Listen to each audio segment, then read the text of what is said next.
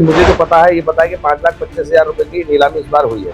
ना पूरा कर दिया उन्होंने, 22,40,000 करीब किया है शायद, और बाकी जीएसटी अलग।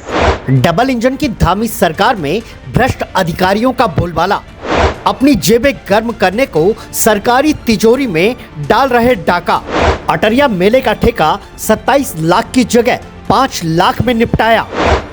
रुद्रपुर में लगने वाले ऐतिहासिक अटरिया मेले की नीलामी में जिला प्रशासन और मंदिर कमेटी की मिलीभगत सामने आई है, जहां निजी फायदे के लिए नीलामी प्रक्रिया में षड्यंत्र करते हुए 27 लाख से ज्यादा के टेंडर को मात्र 5,25,000 में निपटा दिया गया।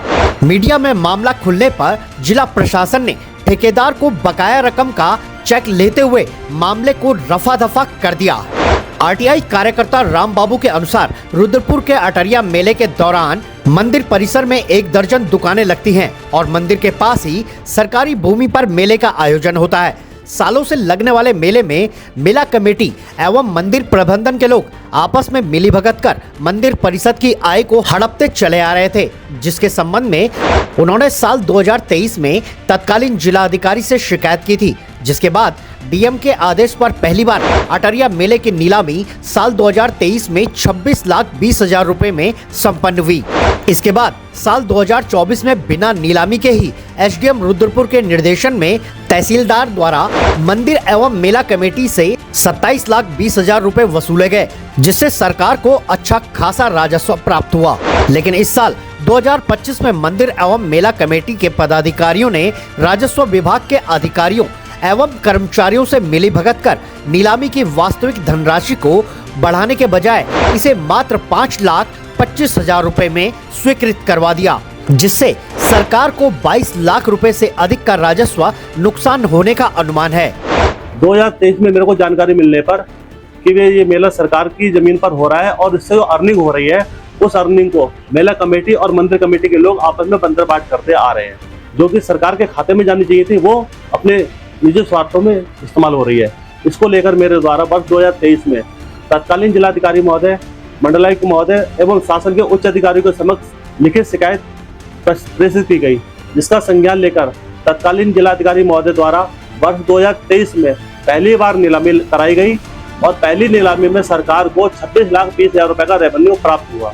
उसके बाद वर्ष 2024 में बगैर नीलामी के राजस्व विभाग द्वारा मेला कमेटी और मंदिर कमेटी से 27,20,000 रुपए का रेवेन्यू प्राप्त किया। इस बार वर्ष 2025 में मेला कमेटी और मंदिर कमेटी के लोगों ने राजस्व विभाग के अधिकारी कर्मचारियों से सांठ-गांठ करके सरकार को चूना लगाने के उद्देश्य से जो नीलामी पिछली बार 27,20,000 रुपए हुई थी, वो बढ़कर 30 लाख से ऊपर होनी चाहिए थी, जिसको 30 लाख से ऊपर होने के बजाय मात्र 5,25,000 रुपए में स्वीकृत करा लिया गया।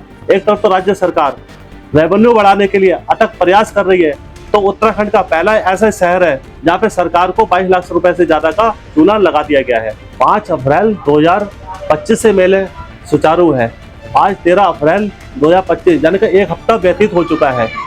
जानकारी मिली है ना तो मेले की परमिशन मिली हुई है, और वहाँ पे जो झूले वगैरह, नाव वगैरह, मौत के कुएं वगैरह चल रहे हैं मेले के अंदर, वो बिना एनओसी के ही उनका संचालन हो रहा है।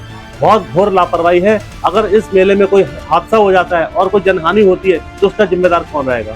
स्थानीय प्रशासन द्वारा दोषियों से रिकवरी नहीं की गई तो मुझे मजबूरन माननीय उच्च न्यायालय की शरण लेने को विवश होना पड़ेगा। इस मामले में जब एसडीएम मनीष बिष्ट से बात की तो उन्होंने कहा कि मेले की नीलामी के लिए आवेदन आया था, लेकिन उन्होंने अनुमति नहीं दी। फिलहाल उन्होंने ठेकेदार से 22 लाख से ज्यादा धनराशि के चेक जमा करवा लिए हैं, जिसमें जीएसटी शामिल है। एसडीएम मनीष बिष्ट के अनुसार मेले की परमिशन नहीं दी गई थी, लेकिन फिर भी मेला 5 अप्रैल को शुरू किया गया। 26,06,300 रुपए दे के मैं नहीं समझता कि यहाँ पे हम 2 रुपए बचा सकते हैं। 2 रुपए नहीं बच सकते, हम यहाँ नहीं लगा सकते, तो आदमी कोई बेफालतू में तो ये लेगा नहीं। अब प्रशासन ने ऐसा सुनने, भाई मुझे जो पता है, ये पता है कि 5,25,000 रुपए की नीलामी इस बार हुई है। अब इसके आगे क्या हुआ है क्या नहीं हुआ है, अब उसके बारे में मुझे शायद जानकारी नहीं है, लेकिन मैं ये समझता हूँ कि भाई मुझे नुकसान हुआ था तो भाई मैं नहीं गया। अब जिसने लिया है वो जाने ठेका दिया है, कितने का दिया है कितना नहीं। अब सवाल ये उठता है कि जब परमिशन नहीं थी तो किसके आदेश पर मेले की नीलामी करवा दी गई? आरटीआई कार्यकर्ता ने जब मीडिया में इस भ्रष्टाचार का खुलासा किया तब जाकर एसडीएम मनीष बिष्ट ने मीडिया को बताया कि उन्होंने बकाया धनराशि का चेक जमा करवा लिया है। मतलब साफ है, अगर मामला मीडिया में नहीं आया होता तो अटरिया मेला भी भ्रष्टाचार की भेंट चढ़ गया होता। अब देखना ये खास होगा कि इस भ्रष्टाचार में शामिल प्रशासनिक अधिकारियों और मंदिर प्रबंधन कमेटी पर कार्रवाई होती है या नहीं। ब्यूरो रिपोर्ट, आवाज इंडिया।